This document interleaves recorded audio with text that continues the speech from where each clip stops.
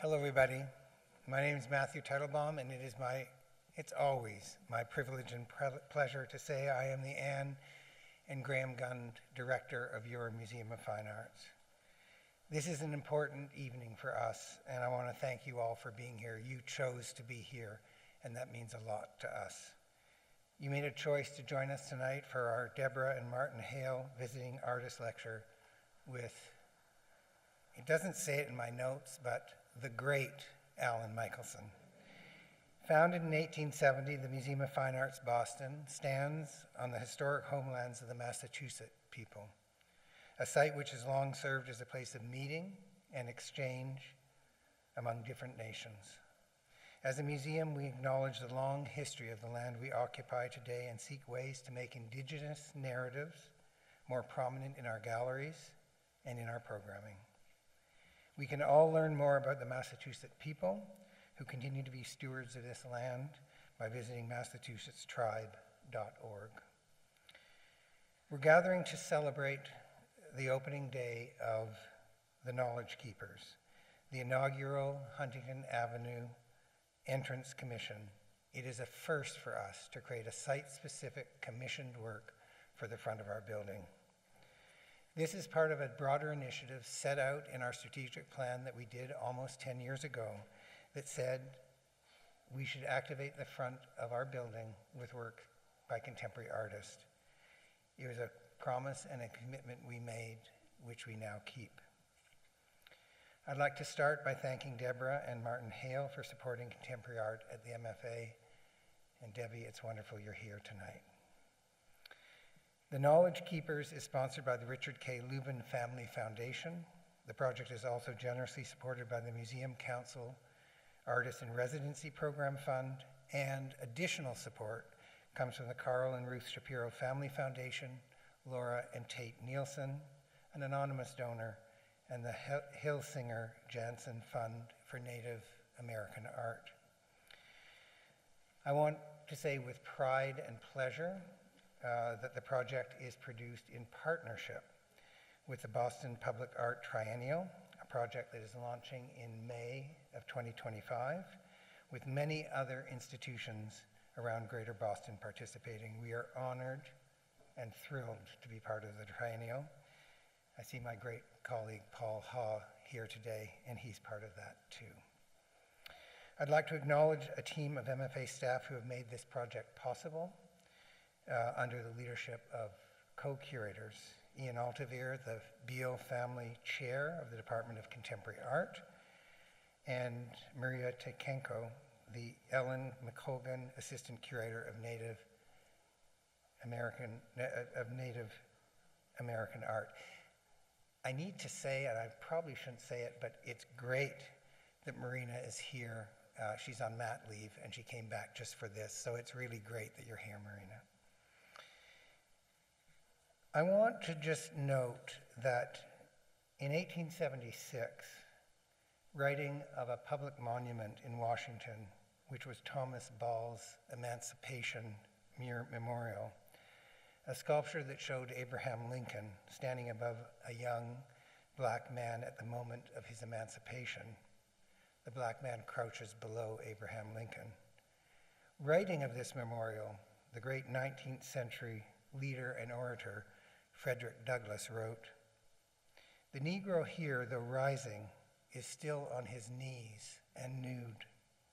What I want to see before I die is a monument representing the Negro not as couchant on his knees like a four-legged animal, but erect on his feet like a man. There is a room in Lincoln Park for another monument, and I throw out this suggestion to the end that it may be taken up and acted upon. Not to take something down, but to use context and the moment to make a message more enduring." And that's, I think, what we're going to see and hear about today. Alan has done that for us, a moment that is more enduring. Thank you, Alan, for trusting us with your vision and your work. And now with great pleasure, and it is a pleasure, I'm going to ask Ian Altavere to come up to the stage.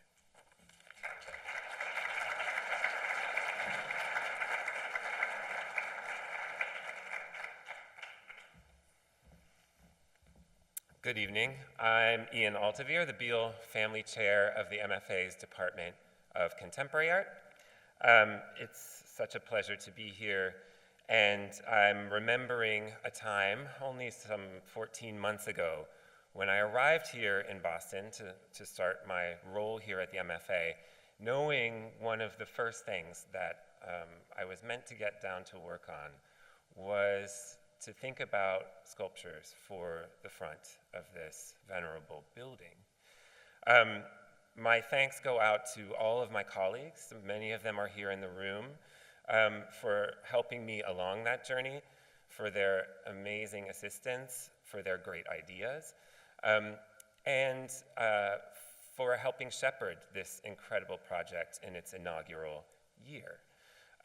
It's also a great pleasure to give my thanks to Matthew, who has championed this from the very beginning and been there along the way with us. I'm also the beneficiary here of amazing colleagues already aforementioned, but the curatorial ones especially who brainstormed together with the Department of Contemporary Art to think about who might be the one to take on this important task in its inaugural year. It's Marina Tagenko, who initially suggested the name Alan Michelson. And out of the 20 to 25 artists the dozen or 24 or so of us brought forward, it was his name who quickly rose to the top.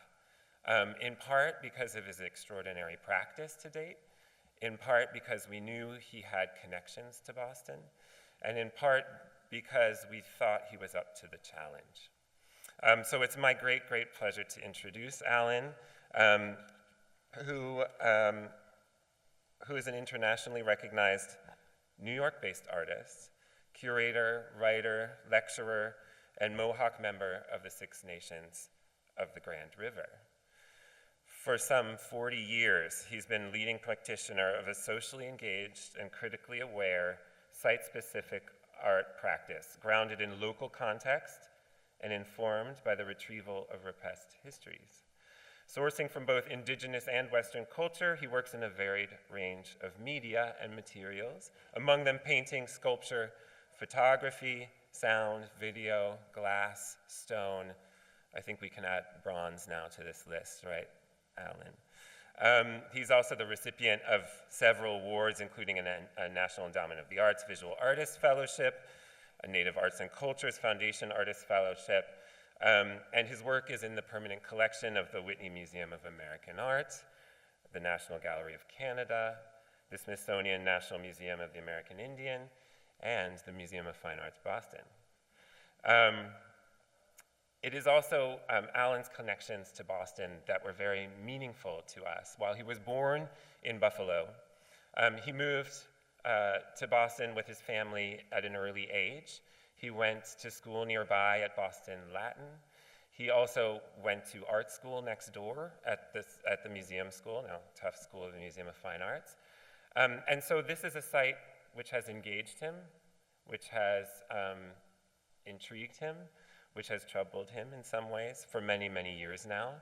And it's with an extraordinary and very sensitive understanding of what all of those implications might mean for a site-specific project that he approached this challenge, saw it as an incredible opportunity, and picked some incredible models to work with us for those sculptures. So, without further ado, please welcome Alan Michelson.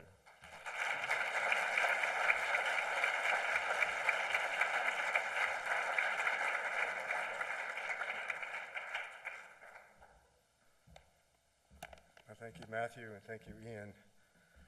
This project is something of a homecoming for me, who spent a quarter of my life in Boston and Cambridge, and received most of my education here. Most of it, in fact, within a few blocks of the museum at Boston Latin and the School of the Museum of Fine Arts, and within the walls of this prominent museum. While I was born in Buffalo, New York, and have lived in New York City more than half my life, if not Massachusetts born, I was certainly Massachusetts bred. Raised both in Holyoke and Boston, cities which left their mark on me and sensitized me to place. In Holyoke, we lived at the foot of a wooded ridge that stretched north up to Mount Tom and Mount Holyoke, pictured in this famous Thomas Cole painting, View of Northampton from Mount Holyoke, after a thunderstorm, the Oxbow, which was maybe 7 miles from our house. And we lived even closer, only a couple of miles, to this roadside attraction, the Dinosaur, as everyone called it, which marked the site of the first dinosaur tracks in recorded history. The child pictured in the photo is not me. It happens to be the artist Robert Smithson. It was the first statue I knew as a child, and I loved it as well as the dinosaur tracks for the way it grounded our place in deep time, millions of years, and for the miraculous manner in which time was captured and arrested in those footprints, the path in the mud of one of the planet's remarkable creatures long extinct. Notions of extinction will figure into this talk, but first a personal story. Shortly after my family moved to Boston in 1962, my older stepsister, Rhonda, who's actually here, then a teenage student at Girls Latin, took me on a tour of the Freedom Trail, which was my introduction to Old Boston. Most of you are probably familiar with it. A trail marked in red on sidewalks beginning at Boston Commons and leading to several nationally significant historic sites, among them the Park Street Church, the Granary Burial Ground, the Old State House, and eventually the Old North Church, and this equestrian statue of Paul Revere by the young Cyrus Dallin, who won the competition for this when he was 22. But what left the deepest impression of me was neither a church nor a statue, but a circle of cobblestones, maybe a dozen feet in diameter, set on a traffic island at a busy downtown intersection. A small plaque read, "The Boston Massacre took place here March 5th, 1770. The stones were laid in a wheel-like pattern radiating from a center stone engraved with a star. Standing atop them, the mute power of the monument struck me, and I reeled at the thought of people being shot and killed there nearly 2 centuries before. For relief, I tried to picture the spot before Boston was established, before the English and their muskets, just a peaceful patch of woodland. Such thoughts were my first real exercise in what eventually evolved into my artistic practice. All that had been taken and taken place at that place, its taking from the Massachusetts people by the English, its passage from clearing to cobblestone street, to the site of a massacre that stoked a revolution, to modern traffic island, all that constituted the place, not simply what was visible at surface level.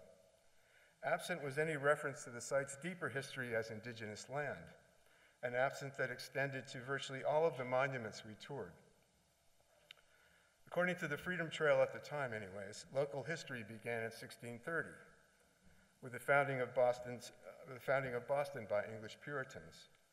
There was virtually no mention of its indigenous people, the Massachusetts, except indirectly, in references to the Massachusetts Bay Colony, which appropriated their name along with their lands.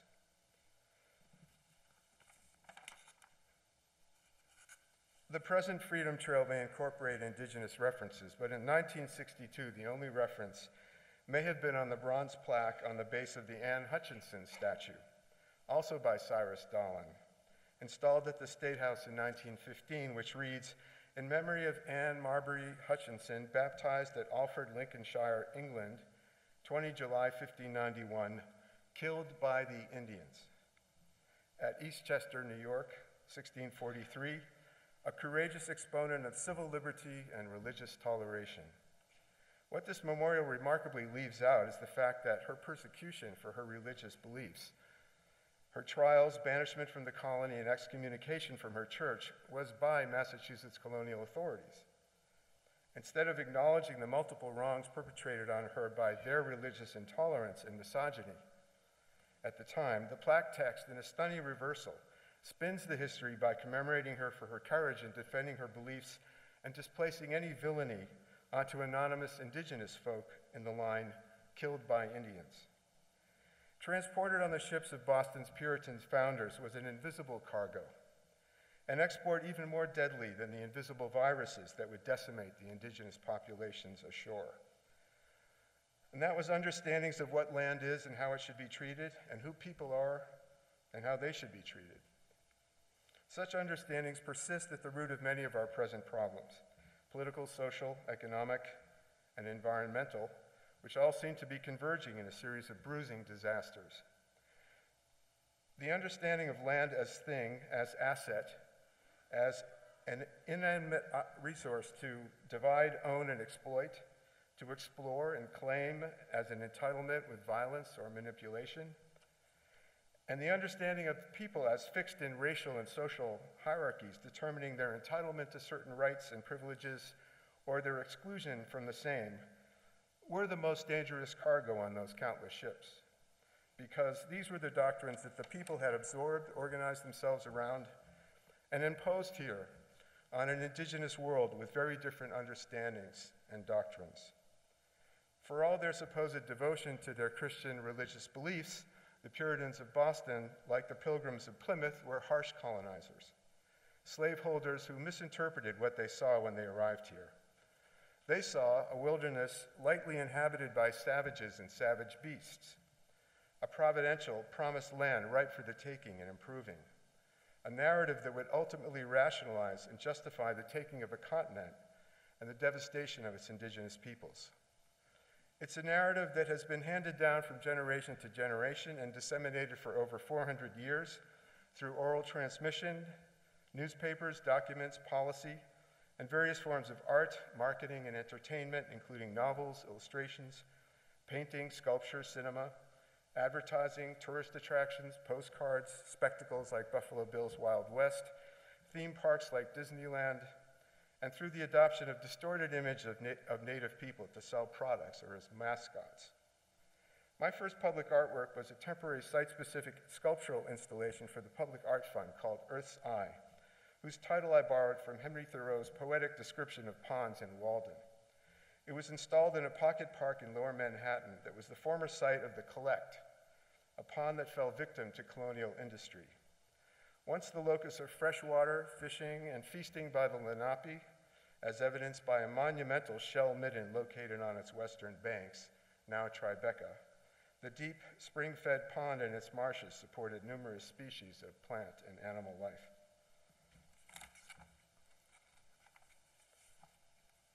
But after tanneries, breweries, and slaughterhouses blighted its banks and poisoned the pond with their foul-smelling wastes, the pond was drained and filled in the early 19th century, and the first New York halls of justice and house of detention, better known as the Tombs for its massive mausoleum-inspired Egyptian revival architecture. Besides incarcerating inmates in its damp, forbidding cells, the Tombs hanged some 50 convicted murderers in its yard during its 64 years in existence.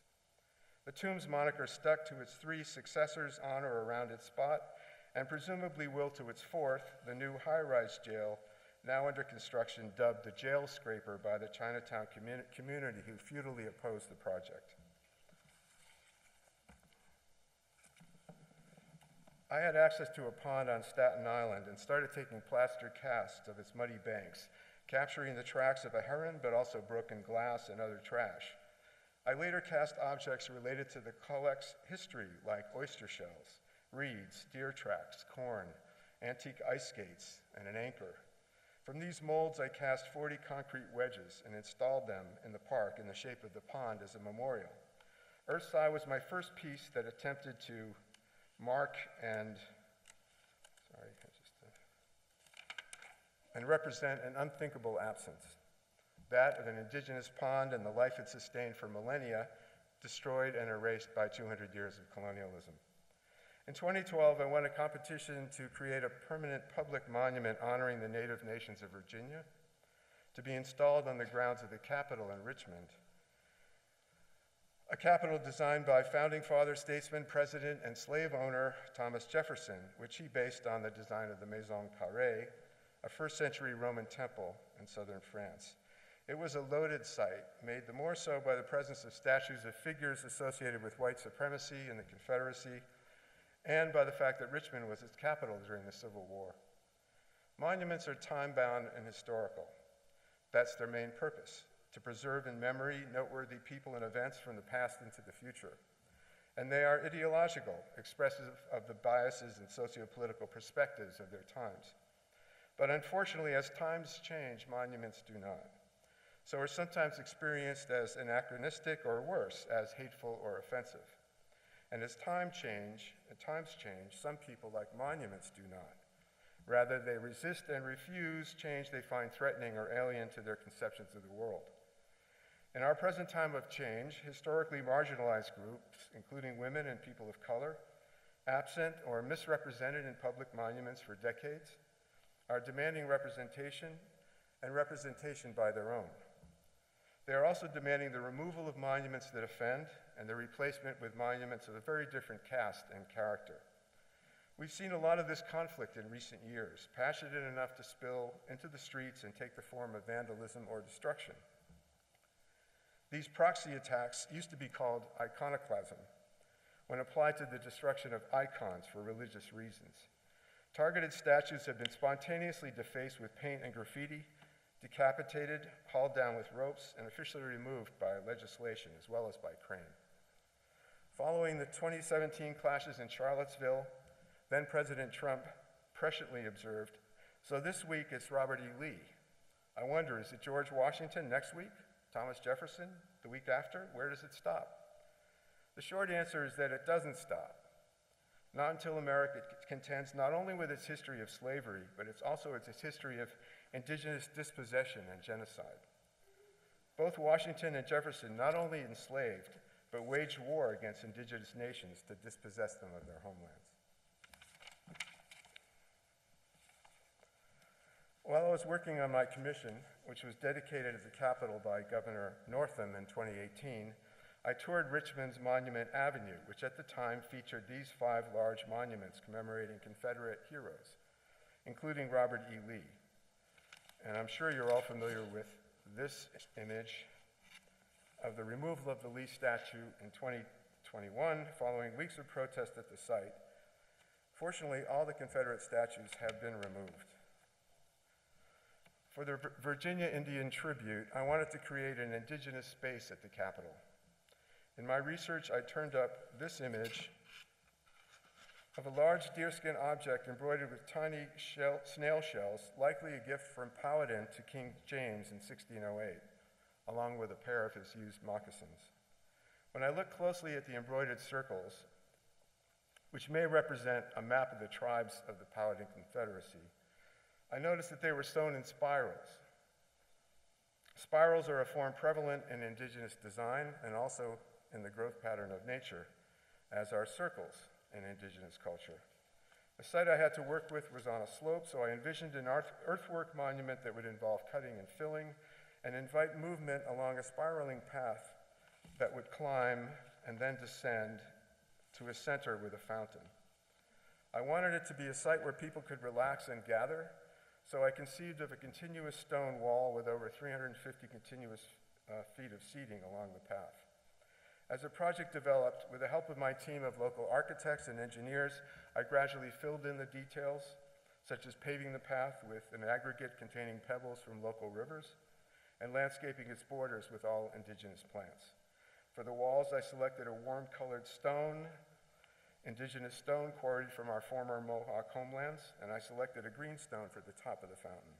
I had the names of the waterways of Virginia, which are synonymous with the names of the tribes who inhabited their valleys, engraved on it in copper-colored letters. We broke ground in 2017, and Mantle was dedicated, as I said, in 2018. And I'm honored that from time to time the tribes use it as a gathering place, such as this year in the Spotswood Treaty Tribute, presented to now Governor Youngkin this past spring. It's a presentation of 3 peace arrows wrapped in a beaver pelt and a wampum belt. During the project, I also was exposed to several statues of George Washington, including this life-size, late 18th century marble statue of Washington by the French sculptor Jean-Antoine Houdon in the rotunda of the Virginia State Capitol. The year Mantle was completed, I read an enlightening book by historian Colin Calloway, The Indian World of George Washington, one chapter of which was titled Town Destroyer.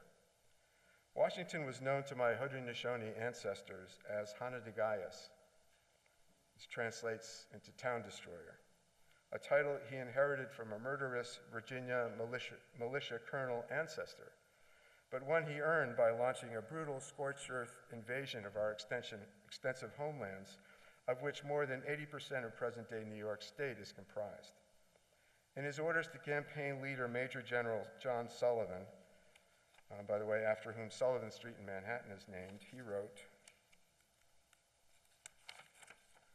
The immediate objects are the total destruction and devastation of their settlements and the capture of as many prisoners of every age and sex as possible.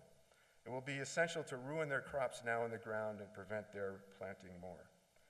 His armies devastated some 50 Haudenosaunee villages and hundreds of houses, farms, and orchards. Seizing livestock and goods, his armies burned the rest to the ground, destroying the food supply and forcing the people to flee as refugees to Niagara, where many died of starvation, disease, and exposure over the course of an exceptionally frigid, lean winter, a Haudenosaunee trail of tears. Through the projection of video of archival material related to the campaign and Washington, maps, documents, portraits, historical site markers, and other materials onto the bust, my piece traces the course of the campaign and the seizure of Haudenosaunee homelands in its aftermath. What passes for history in most American schools and museums is really heritage.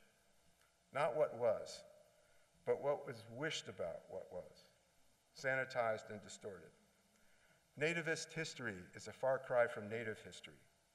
When I showed an augmented reality version of Haudenosaunee in Wolf Nation, my 2019 solo exhibition at the Whitney, this history came as an utter surprise to visitors, including those from New York State, who had no idea how our lands became theirs. Many expressed distress at the revelation. Scarcely considered or acknowledged, our catastrophic losses, like those of other native nations, are treated as settled business rather than unsettling travesties in need of redress.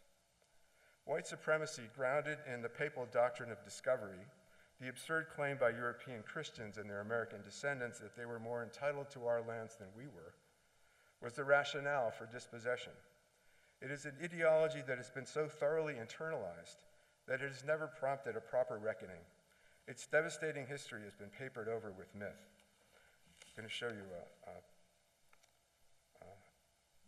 well, first of all, this is the Haudenosaunee installation. So the bust of Washington, which is life-size, is sitting on an antique surveyor's tripod.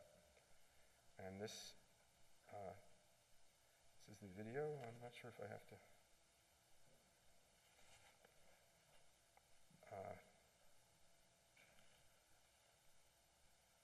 There we go. It's about 5 minutes.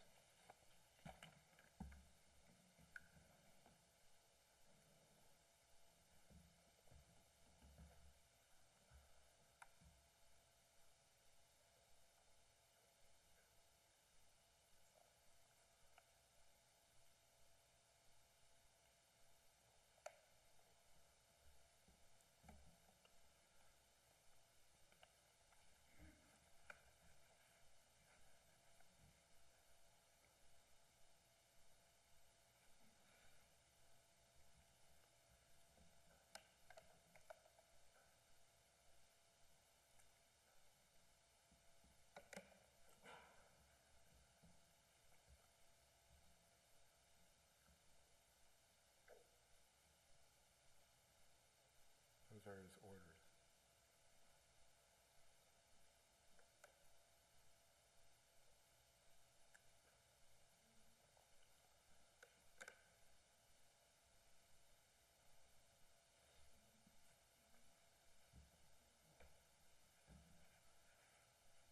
I'm not getting any audio.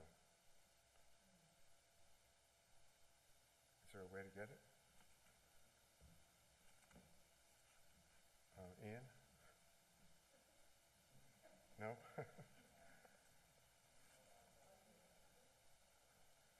Well, if you could properly hear the audio, you'd hear a traditional rattle, and water drum, and members of my community at Six Nations pronouncing Huntington every time it lands on one of the village sites that he destroyed.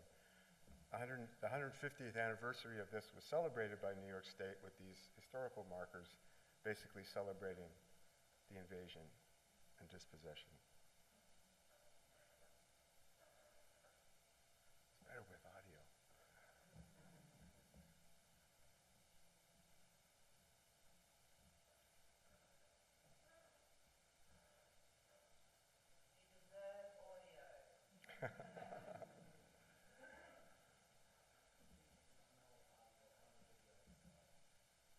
There was no audio on the video?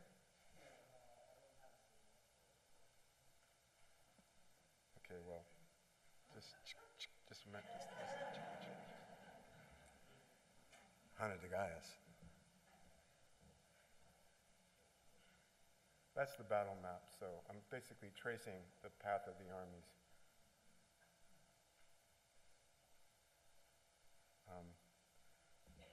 I'm not sure if this is going to work like this, so I'm just going to, I think I'm going to cut this short because it doesn't make as much sense without the audio. So I'm going to go on. Yeah, it's at the Peabody Essex Museum if you want to see this. It's also going to be shown at the Smithsonian American Museum in 2026. Okay.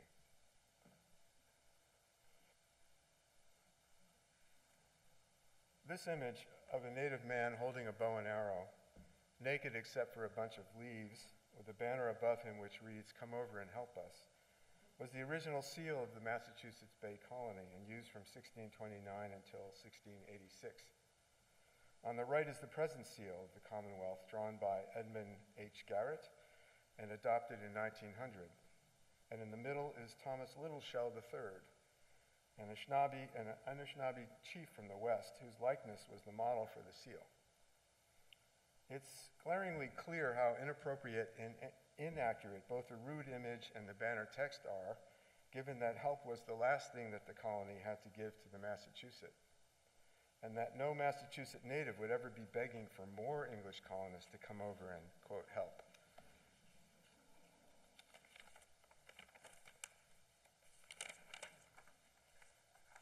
For a blue state, Massachusetts has a very problematic track record when it comes to representing its indigenous people, and historically has bypassed them as models, preferring to use indigenous models from Plains tribes, such as this image of a life-size painted plaster bust supposedly depicting the Wampanoag sachem Obatinoat. The original bronze portrait bust by Adelbert Ames Jr. was commissioned by the Shawmut Bank in 1912 and became its trademark until 1995 when it was retired after a merger. Founded in 1836, Shawmut was a popular bank during its century and a half of existence, as some of you may remember. I had an account there in high school, and my local branch had a niche with one of these painted plaster busts. I could find no record of who modeled for it, but the look is Plains, not Massachusetts. It wasn't bad enough that Massachusetts maltreated its native nations. It had to heap insult upon injury by excluding them from its representations of them, an attempt, among others, to render them invisible. It forced Christianity and assimilation on them, and then rejected them for their perceived lack of authentic Indianness. When you bury a people's past, it is an attempt to bury their future. Denying a people's modernity traps them in a futureless past. The native nations of Massachusetts, the Massachusetts, the Wampanoag, the Nipmuc, and the Pocumtuck, were brutally colonized. Some forced by Puritan missionary John Eliot into 14 so-called praying Indian towns where they were confined and converted to Christianity. Prior to the establishment of the colony, the Wampanoag were devastated by an epidemic which only facilitated colonization and land dispossession. Natick was one of them, and the only one that's retained its original name. Alliances and agreements were made between the native nations and the colony, but their terms were subject to continual violation by the colonists until war finally broke out in 1675. On one side were the Wampanoag and their Nipmuc, Podunk, Narragansett, Nashaway, and Wabanaki allies. On the other, the New England Confederation and their Mohegan, Pequot, and Mohawk allies. Lasting nearly 3 years, the war called King Philip's War after the English name of Metacom, sachem of the Wampanoag, was enormously costly to both sides, resulting in significant population loss and the widespread destruction of both native villages and New England towns. On a tour of the Art of the Americas wing here, the historical furniture galleries a few years ago, I asked one of the curators, why there were so few examples of 17th century American furniture, and one answer was the war, which vividly spoke to the extent of the destruction. This statue, James Earl Fraser's End of the Trail, was featured in the 1915 Panama Pacific Exposition. That's the original one on the left, where it won a gold medal in popularity, and versions of it have been in circulation since Fraser first sculpted the original model for it in 1894 at age 17. He said about it, quote, "The idea occurred to me of making an Indian which represented his race reaching the end of the trail at the edge of the Pacific." The vanishing race theme was rampant at the time and embodied in many public statues, including Frederick Petrich's The Dying Tecumseh on the left, 1856, and Peter Stevenson's The Wounded Indian, 1850. And however well-intentioned, this quartet of statues by Cyrus Dallin, made between 1890 and 1908, known as the Epic of the Indian, from left to right and chronologically, A Signal of Peace, The Medicine Man, Protest of the Sioux, and Appeal to the Great Spirit, reeks of stereotype, stock characters of the American Western genre. I have a long relationship, as pointed out, with Appeal to the Great Spirit, dating back to my Latin school days, as well as my time at the museum school. The thing about Appeal to the Great Spirit is that it is not without appeal. Dallin was an accomplished sculptor, and the war-bonneted Plains rider is still a compelling icon, familiar from Westerns. But its presence in Boston lacks context, except as an anonymous, unarmed Plains warrior on horseback, except as an example of a popular stereotype. It is generic in relation to Boston, rather than specific. An anonymous, unarmed Plains warrior on horseback, his arms raised in supplication, wearing a Navajo squash blossom necklace and tribally unidentifiable moccasins. Dallin, raised in Utah alongside Native people and sympathetic to Native causes, intended it as a humanitarian tribute to Native survival and spirituality, which is how it was received in 1909. But to many today, including Native people, it is a deeply problematic relic associated with the extinction paradigm. I think it is both compelling and problematic, but important enough to respond to, which I am attempting to do with my commission. In contrast to Dallin's plaintive Plains figure from the distant West, the Knowledge Keeper celebrates a pair of living, dynamic local tribal citizens. Aquina Wampanoag, Julia Martin, and Nipmuc, Andre Stong Bearhart Gaines. Julia is an accomplished artist and twining expert who made all the beautiful regalia she is wearing in the sculpture, including the turkey feather fan she is shown raising in an honoring gesture. Andre is an Indigenous activist and public speaker, a carpenter who also leads workshops on traditional crafts and practices such as canoe building through his nonprofit No Loose Braids, and also made some of the regalia on his figure. I chose them as models not only for their physicality, but for their beauty of spirit, for their important work as role models and knowledge keepers in their communities. It's high time for the people of Boston and Massachusetts to see and acknowledge the Indigenous people who have always been here, who continue to steward the land, and who will always be here. Hopefully their visibility at the entrance to the Museum of Fine Arts will help reverse generations of involuntary invisibility, and their presence help fill a long-standing absence. Although the Knowledge Keeper is only supposed to be on view here for a year, I wanted the work to signal permanence, to counter the impermanence wrongly associated with Indigenous people. I wanted the work to be in bronze, the traditional medium of public sculpture. And I wanted it to shine, both literally and figuratively, to honor and embody the northeastern woodland tradition of reverence for lustrous substances like copper, crystal, shell, and silver, and their metaphorical and metaphysical associations with mind, knowledge, and medicine.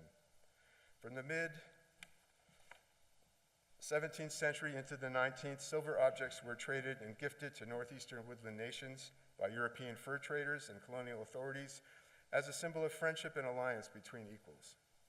The historic agreement between my Haudenosaunee ancestors and the English crown, known as the Covenant Chain, was symbolized by a silver chain securing an English ship to our Tree of Peace. Though trade silver was originally supplied by colonial producers, silversmithing was taken up by the Haudenosaunee as well as by the Wabanaki of New England, who adapted designs to their cultures. The shine and silveriness of the sculptures were arrived at by gilding them in platinum leaf, as opposed to silver, which quickly tarnishes. Platinum is not only the least corrosive of metals, but one of the most stable.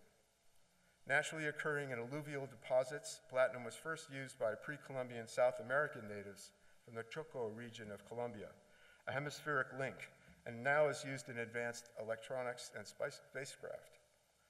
The sculpture's platinum stands for both indigenous continuity and futurity. The indigenous future for their people, Julia and Andre, are working to promote and protect. They are truly the knowledge keepers, and fortunately they are with us this evening. Julia and Andre, you are a joy and inspiration to work with. We Haudenosaunee say "Nyawen" for that. That's our thank you. Julia and Andre, would you please stand up and just show yourselves?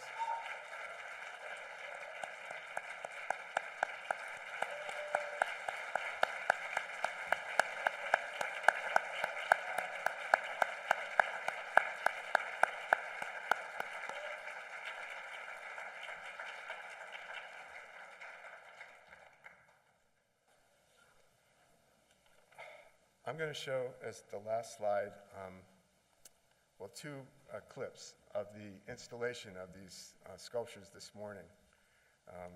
Ian and I were out there at dawn. It's a chilly morning, but a beautiful one. And in closing, I also want to thank Ian and Marina, my wonderfully supportive and brilliant curators, and their team at the museum. I want to thank the UAP Foundry, including Tyler Smith, who managed production of the work both in Shanghai and in New York, and the team who worked on the beautiful fabrication, including the gilding. And finally, I'd like to thank all of the knowledge keepers I was fortunate to have in my life. I thank you all for coming.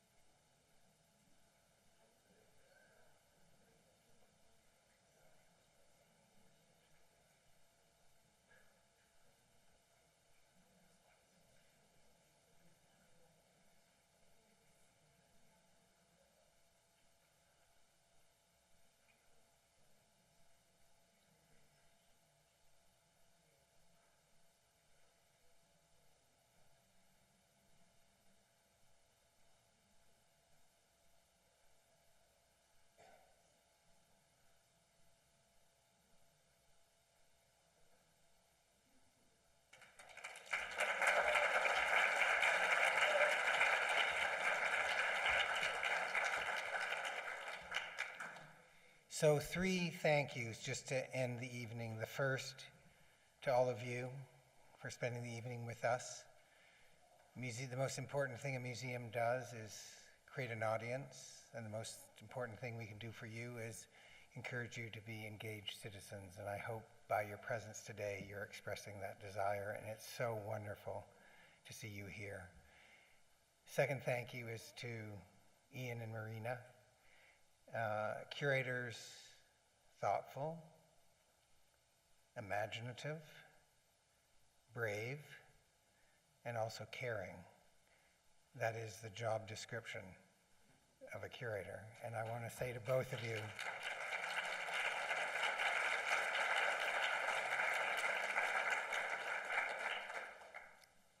we're so glad that you've been accessioned into the collection.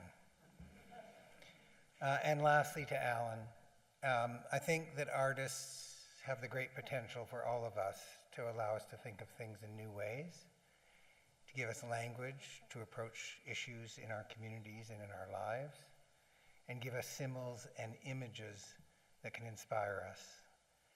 Clearly, Alan has done that for us. It's wonderful to have you here. You've been generous, you've been a wonderful partner, and you've done something great. Thank you, Alan.